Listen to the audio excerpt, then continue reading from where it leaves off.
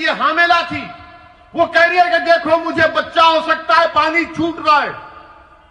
आकर धक्का दिए, उसका हमल साकित हो गया। बताओ आप, कई वाकयात है। किसी एक रियासत में एक बच्चा गया, उसको हर पूरे लोग टीवी पर देखकर बोले तू तबलीग का है, तबलीग का है। वो बेचारा तंग आकर खुदकुशी कर लिया। आप बताइए देश कहां जा रहा है? कितना आप नफरत फैलाएंगे? मोदी जी, मैं आपसे एक मोटा सवाल कर रहा हूं, आपकी सरजमीन में खड़े होकर। चाइना आज इस वक्त चाइना की फौज 2020 में क्यों भारत में घुसी? मोदी जी, कभी आपने सोचा?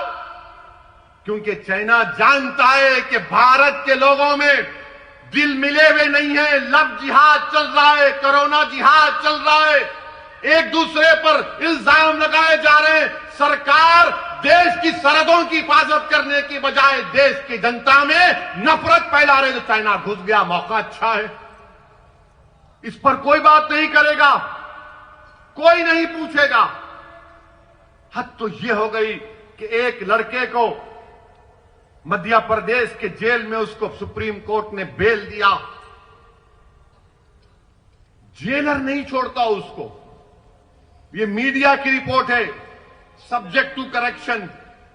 मीडिया ने कहा कि सुप्रीम कोर्ट के जज को जेल को फोन करके कहना पड़ा कि अहमको, मैंने बेल दिया, इसको छोड़ो। ये हमारे देश का हाल है। मेरे अजीज दोस्तों और बुजुर्गों, मैं आपको ये पैगाम देने आया हूं कि आपको अपने हिम्मत और हौसले को बुलंद रखना पड़ेगा। मैं नौजवानों से और नौजवानों के जिम्मेदारों से अपील करने आया हूं कि हम अपने नौजवानों की जवानी को रोड पर बर्बाद होने से बचाएंगे। हम अपने नौजवानों को जेल की सोबतों से बचाएंगे। ये नहीं हो सकता संघ परिवार वालों कि हमारे बच्चों की जवानी रोड पर बर्बाद हो जाए या जेल में सड़ जाए और आपके बच्चे अमेरिका जाकर अपनी जिंदगी को अच्छा बना लें। अब जवानी को बचाएंगे, उसको एक सही राह पर लेकर जाएंगे, जीने के मकासद समझाएंगे, जिंदगी उसूल पर गुजारने की तरगीब करेंगे।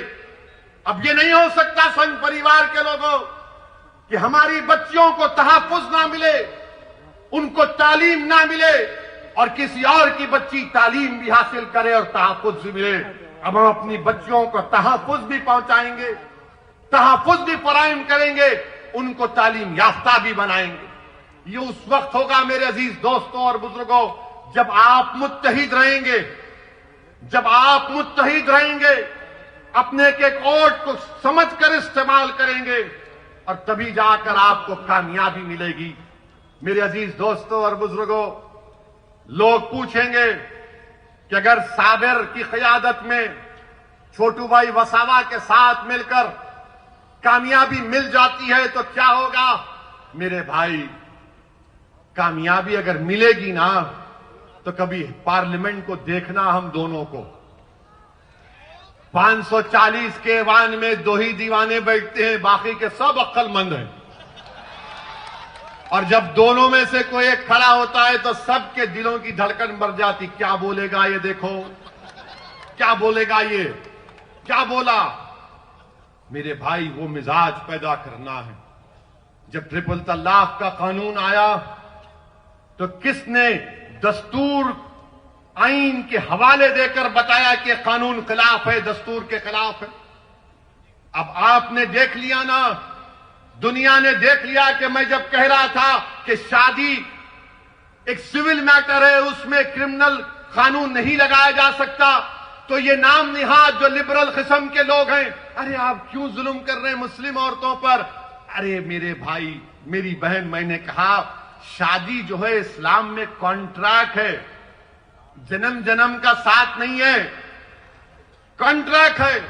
इसमें क्रिमिनल कानून कैसा लेकर आते आप? मगर अब क्या हुआ? लव जिहाद का कानून बना दिए और यह कानून ये बना दिए कि अगर कोई लव जिहाद के जरिए शादी करता है तो 5 साल 10 साल की सजा उसमें। अब मेरे को आके बोल रहे नहीं ओवैसी आप सही कहे थे। मैंने कहा फायदा क्या है, नुकसान पहुंचाने के बाद आज आप आकर कह रहे हैं। मेरे अजीज दोस्तों और बुजुर्गों, अगर हिम्मत है, हौसला है, CAA का कानून 540 का ऐवान है। किसने नरेंद्र मोदी के 303 MPs के सामने उस CAA कानून को ये कहा कि भारत के संविधान के खिलाफ है, ये मजहब के नाम पर नाइंसाफी करता है, राइट टू इक्वालिटी का वायलेशन है। किसने कहा कि जिस तरह महात्मा गांधी ने गोरों की जो हुकूमत ने कानून बनाया था अफ्रीका में, तो गांधी ने गोरों के सामने उस कानून को फाड़ कर जलाया था। तो मैंने मोदी सरकार की हुकूमत के सामने वो काम किया, कहा कि जिस तरह गांधी ने काम किया, मैं मोदी तुम्हारे कानून को फाड़ता हूं आज पार्लियामेंट। ये काम कोई नहीं किए, हम कानून को फाड़े। मकसद क्या था कि पैगाम जनता को मिले कि तुम्हारा नुमाइंदा बैठा हुआ है लोकसभा में, गूंगा बनकर नहीं बैठा है, अंधा बनकर नहीं बैठा है, बल्कि हरकत करने बैठा है, लड़ने के लिए बैठा है। अगर आज गुजरात की असेंबली में, विधानसभा में छोटू भाई वसावा के साथ आपके नुमाइंदे कामयाब होकर जाएंगे तो इंशाअल्लाह ताला गुजरात की विधानसभा की दरों दीवारों को हिला के रख देंगे। और कैसे हिलाएंगे? तुम्हारे मसाइल बयान करके, इंसाफ का मुतालबा करके। मेरे अजीज दोस्तों और बुजुर्गों, इस सरजमीन पर बसने वाले आप तमाम को मैं सलाम करता हूं। आपने बहुत तकालीफ बर्दाश्त किए, आपने बहुत से मसाइब और मुश्किलात का सामना किया, आपने खाक और खून के दरियाओं से आपको गुजरना पड़ा, आपके सरों पर काले बादल मंडलाते रहते हैं। मगर मैं आपको पैगाम देने आया हूं हैदराबाद की आवाम की तरफ से, मैं आपको पैगाम देने आया हूं। बिहार का वो भारत का सबसे पसमानदा इलाका सीमांचल है। मैं आपको पैगाम देने आया हूं उत्तर प्रदेश के उन गरीबों की तरफ से, मैं आपको पैगाम देने आया हूं महाराष्ट्र के उन गयूर लोगों की तरफ से कि गुजरात की सरजमीन पर बसने वालों, तुम अकेले नहीं हो, हम तुम्हारे साथ खड़े हैं इंशाअल्लाह ताला। इस लड़ाई में तुम अब अकेले नहीं होगे। तुम्हारी आंख में आंसू आएगा तो हमारी आंख में भी आंसू आएगा, तुम्हारे सीने में तकलीफ होगी तो हमारे सीने में भी हम उसकी चुभन को महसूस करेंगे। तुम्हारे तलवों में अगर कोई कांटा चुपेगा तो यकीन जानो हमारे तलवों में भी दर्द होगा। तुम्हारी तकलीफ तुम अब अकेले नहीं सहोगे। इंशाअल्लाह ताला हम सब मिलकर इन नाइंसाफियों के दौर का खात्मा करेंगे। और भारत का संविधान आपको इस बात की इजाजत देता है। आप देखते हैं कि हम सीमांचल में इलेक्शन लड़े, 5 सीट पर कामयाबी हमको मिली, और जैसा 5 सीट जीते तमाम के तमाम लिखना शुरू कर दिए, इन्हें आ गया, ये पार्टी आ गई। अच्छा, हमको ले जाकर जिना से मिलाते, दूर दूर तक ताल्लुक नहीं है।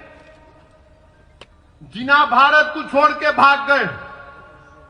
हमारे बुजुर्गों ने फैसला लिया कि हम भारत हमारी सरजमीन है, हम इस सरजमीन पर बाइज्जत शहरी बनकर रहेंगे। मगर इल्जाम लगाना इनका मकसद है। मैं आपसे ये भी कहूंगा कि अब कांग्रेस में दम नहीं है मेरे भाई, अब कांग्रेस में दम नहीं है। अब कांग्रेस में कुछ भी नहीं हो सकता इनका। अब कांग्रेस को अगर दुनिया के सबसे बड़े हकीम साहब के पास भी जाकर बोलेंगे हकीम साहब एक पेशेंट है, हकीम साहब पूछेंगे पेशेंट को क्या हुआ, तो आप बोलेंगे पेशेंट बहुत कमजोर हो गया। हकीम साहब बोलेंगे पेशेंट का नाम, तो आप बोलेंगे कांग्रेस। हकीम साहब बोलेंगे बेटा मेरे पास उसके लिए कोई दवा नहीं है। आप कांग्रेस को नहीं उठा सकते। आप ये जो वेस्ट बंगाल में, मगरबी बंगाल में कांग्रेस और लेफ्ट फ्रंट मुर्दार हो चुके हैं, खत्म हो चुके हैं। वहां वेस्ट बंगाल के लोग भी कह रहे हैं कि आओ मंजलिस को लेकर आओ। हम एक विकल्प देख रहे हैं मंजलिस के रूप में। क्योंकि टीएमसी और बीजेपी एक सिक्के के दो रुख हैं। हर जगह पर कांग्रेस खत्म हो चुकी है। राहुल गांधी हार गए अमेठी, कहां जाकर जीते? वायनाड में, जहां पर 35% के करीब अकलियतें हैं। और कांग्रेस पार्टी के गुलाम हम पे कहते हैं कि ओवैसी वोट काटने को आया है। अरे मैं किसी को काटने नहीं आया हूं। कुत्ता काटता है, मैं इंसान हूं। मैं दिलों को मिलाने आया हूं और इंशाअल्लाह ताला हम दिलों को मिलाकर रहेंगे। मेरी आपसे एक ही गुजारिश है कि साबिर साहब के हाथ को मजबूत करिए, छोटू भाई वसावा के हाथ को मजबूत करिए। अपने लिए एक बार आप एक फैसला लेकर आगे बढ़िए मेरे भाई। ये जमात आपकी है। बरसों आपने मुख्तलिफ पार्टी को वोट दिया। आज आपके दरमियान में आपकी पार्टी है जो आपकी तकलीफ को, आपके गम को समझती है और आपको अपनी पार्टी के लिए, खुद आप कैंडिडेट हैं, ये 21 उम्मीदवार नहीं है, आप कैंडिडेट हैं। इसीलिए मैंने कहा कि बारात तुम्हारे घर से निकलेगी, आपके घर से निकलेगी। आपको अपने पूरे अफराद खानदान को लेकर 21 तारीख को जाना है पोलिंग बूथ को, अपना एक एक वोट का इस्तेमाल करना है और इंशाअल्लाह ताला गुजरात की सरजमीन पर हम एक नई तारीख रकम करेंगे इंशाअल्लाह ताला। और हम यहां पर एक नई तारीख लिखेंगे जो गुजरात को मजबूत करेगा, जो गुजरात में भाईचारगी में इजाफा करेगा, जो अहमदाबाद में टूटे हुए दिलों को मिलाएगा। मैं आपसे अपील कर रहा हूं कि अब शक की बुनियाद पर फैसले नहीं होंगे, बल्कि पूरे ताउन और कोऑपरेशन की बुनियाद पर आपको फैसले करना है। और इंशाअल्लाह ताला और भी जलसे होंगे। ये पहला जलसा है। इंशाअल्लाह ताला अहमदाबाद में मैं आपके घर में आऊंगा, आपके घर में बैठूंगा।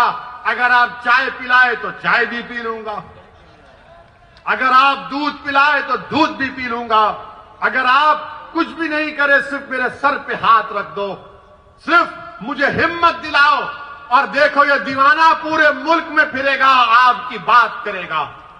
मुझे किसी चीज की जरूरत नहीं, अल्लाह जानता है। मैं जब तक जिंदा हूं, नाइंसाफी के खिलाफ लड़ना मेरी जिंदगी का मकसद है।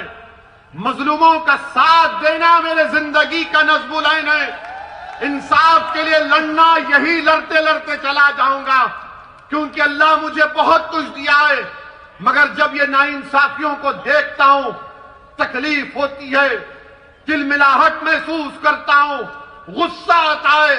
मगर मेरे अजीज दोस्तों और बुजुर्गों, अब इस गुस्से को जमहूरी तरीके से हमको अपने मुकद्दर के फैसले करना पड़ेगा।